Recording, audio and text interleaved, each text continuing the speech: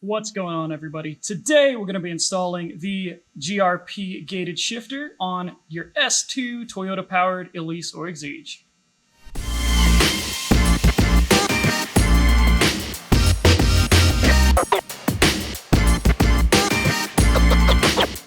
Now, before we jump into it, I am going to go over the few things that you do need to throw this into your car.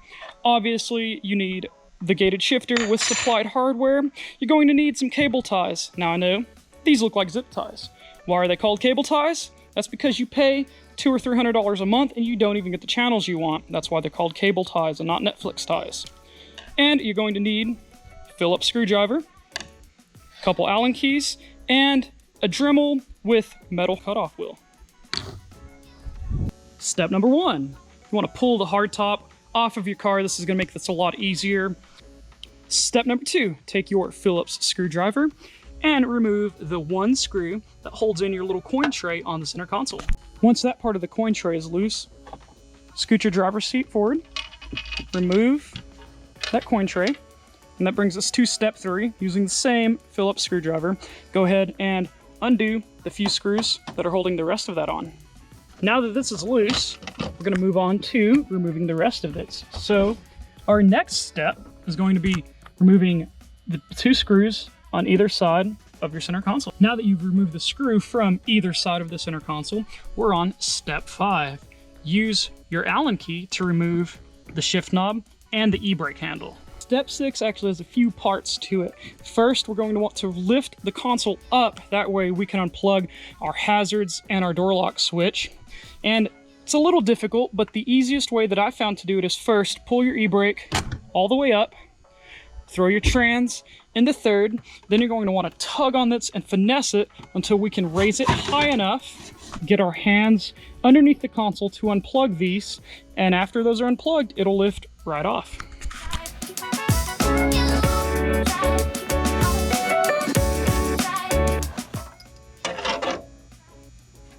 Okay, step number 7, console's out of the car. So we're gonna wanna pull our old shift boot out. Usually you're gonna have a couple of these little retainer clips.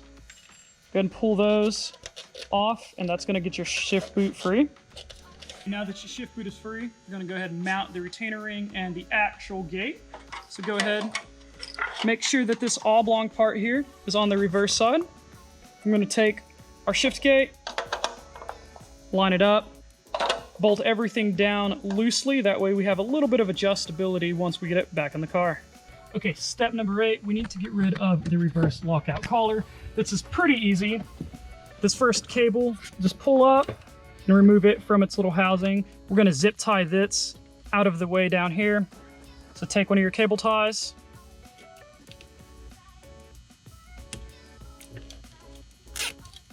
just make sure it's out of the way. We don't want this rubbing on any of the shift linkages. Good enough like that. And then we also have a lever here. So we need to zip tie that out of the way as well. So if you look, we actually have a convenient little mounting hole there that we can run one of our cable ties through. And then once it's ran through there, we're gonna zip tie this all the way down. Okay, step number 9, and this is optional. You have this little collar here where your reverse lockout was.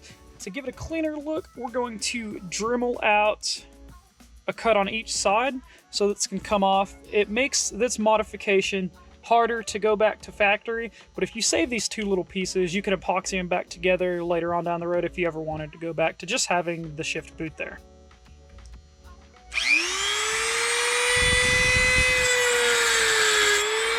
Okay, this is step 10, the final step. It's time for reassembly.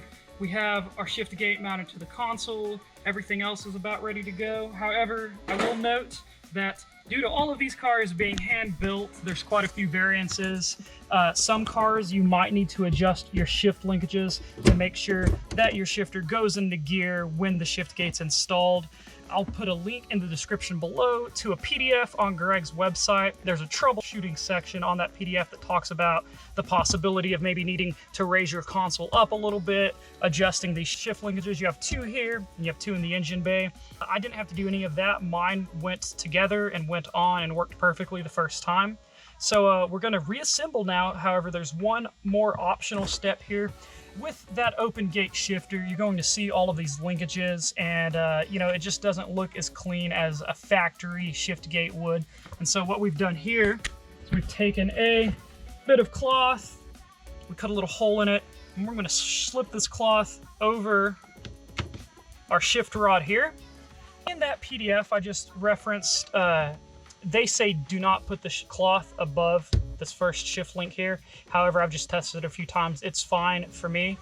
And so you want to get a big piece of cloth, cut that hole, fit it all over, and trim around here. You don't need obviously that much excess. But once you're ready to go, reinstall everything the same way that we took it apart.